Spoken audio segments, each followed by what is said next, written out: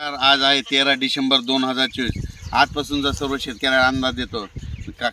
सर्वप्रथम कांदा शेतकऱ्याला सांगू इच्छितो की तुम्ही काय करा, 20 तारखेपर्यंत तुमचे कांदे काढायचे असेल तर काढून झाकून ठेवा. कारण की राज्यामध्ये 21 डिसेंबर ते 26 डिसेंबर राज्यात अवकाळी पाऊस पडणार आहे, भाग बदलत पडणार आहे, दररोज वेगवेगळा भाग घेत जाणार आहे. म्हणून हा अंदाज लक्षात घ्यायचा.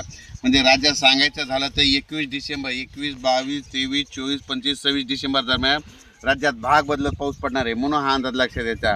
राज्यातल्या कांदा उत्पादक शेतकऱ्याला सांगू इच्छितो की तुम्ही काय करा, 19 तारखेपर्यंत तुम्ही तुमचा कांदा काढून झाकून ठेवा. कारण की राज्यात अवकाळी पावसाचं वातावरण आहे. म्हणून हा अंदाज लक्षात द्यायचा. राज्यातल्या परत एक तुम्हाला एक सांगू इच्छितो, वीट भट्टीवाल्याला सांगू इच्छितो की तुम्ही काय करा, 20 तारखेपर्यंत तुमच्या विटा वाटल्यास कच्च्या असल्या तर झाकून ठेवा.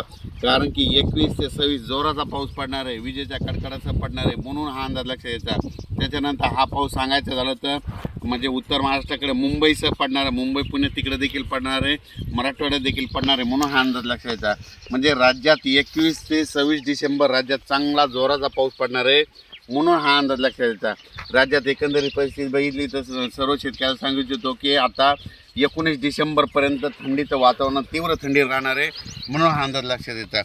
म्हणजे चांगली राज्यामध्ये थंडी खूप राहणार आहे. म्हणजे 19 तारखेपर्यंत राज्यात थंडी राहणार आहे. 20ला लगेच राज्यात आभाळ येईल आणि 21ला लगेच बऱ्याच ठिकाणी खूप आभाळ दाटून जाईल. आणि मग 21 तारखेला म्हणतात राज्यात ठिकठिकाणी पाऊस पडलेला दिसेल. म्हणून हा अंदाज लक्षात येतात. राज्यातल्या सर्व शेतकऱ्याला सांगू इच्छितो की 21 डिसेंबर ते 26 डिसेंबरच्या दरम्यान राज्यात अवकाळी पाऊस पडणार आहे. म्हणून हा अंदाज लक्षात द्यायचा. आणि परत एक सांगू इच्छितो, आपले भाविक भक्त जर तिरुपतीला जाणार असले तर 17-18 तिकडे तामिळनाडूकडे जाऊ नका. कारण की 17-18-19 डिसेंबरला तामिळनाडूकडे म्हणजे तिरुपतीकडे खूप मोठा पाऊस पडणार आहे, मुसळधार पडणार आहे. म्हणून हा अंदाज लक्षात द्यायचा. एकंदरीत राज्यात परिस्थिती बघितलं तर तामिळनाडू, कर्नाटक, आंध्र प्रदेश, केरळ आणि त्याच्यानंतर महाराष्ट्र, मध्य प्रदेश, इंदोरपर्यंत राज्यात म्हणजे ह्या 4-5 राज्यात ह्या म्हणजे 21 ते 26 चांगला मोठा पाऊस पडणार आहे. म्हणून हा अंदाज लक्षात द्यायचा. अचानक वातावरणात बदल झाला तर लगेच एक मेसेज दिला जाईल. पण राज्यातल्या सर्व शेतकऱ्याला सांगू इच्छितो की तुम्ही काय करा, ज्यांचा कांदा काढणीचा आणि पुन्हा विशेष म्हणजे मका देखील बऱ्याच शेतकऱ्याची काढणं चालू आहे. तुम्ही काय करा, बऱ्याच शेतकऱ्याची उत्तर महाराष्ट्राकडे गेल्याच्यानंतर मका अशी उघड्यावर टाकलेली, तुम्ही काय करा मका काढून वाट्यात झाकून ठेवा. कारण की